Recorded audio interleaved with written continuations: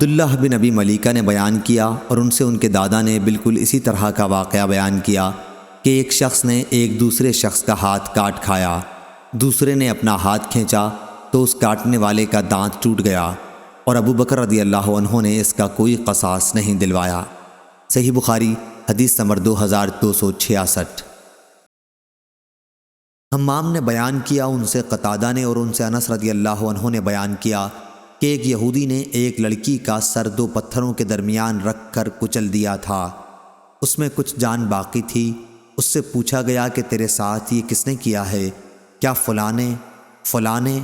جب اس یہودی کا نام آیا تو اس نے اپنے سر سے اشارہ کیا کہ ہاں۔ یہودی پکڑا گیا اور اس نے بھی جرم کا اقرار کر لیا۔